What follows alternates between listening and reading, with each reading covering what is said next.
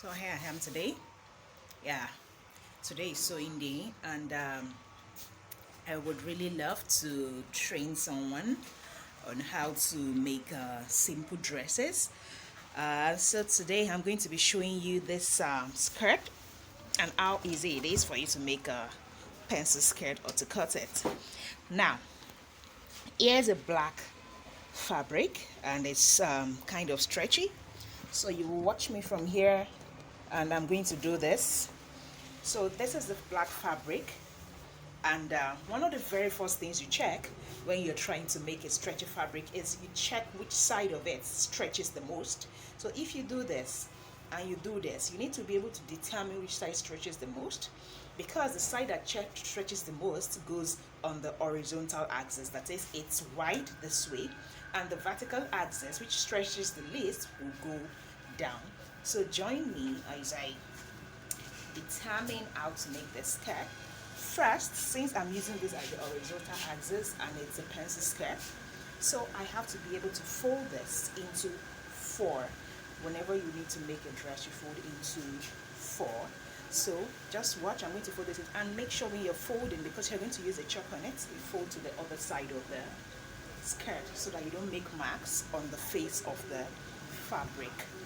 So having said that, now I'm folding my fabric into four. Now I've folded my skirt into four, and because I want it to have a zip behind, I have to leave a zip allowance, and I would typically leave 1.5 inches for my zip allowance. So if you look closely, there's an allowance somewhere, like an extra compared to the one in front.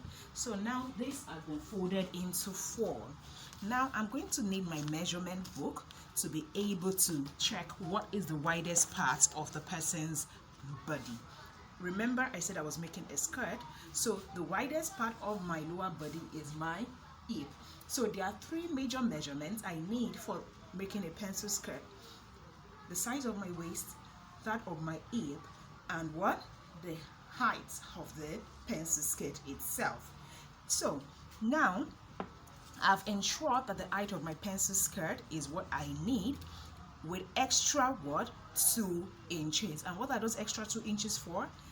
Because I need to fold the lower part of my skirt with 1.5 inches, and I need an extra ½ inch to join the upper part, I need to put extra 2 inches to my pencil skirt.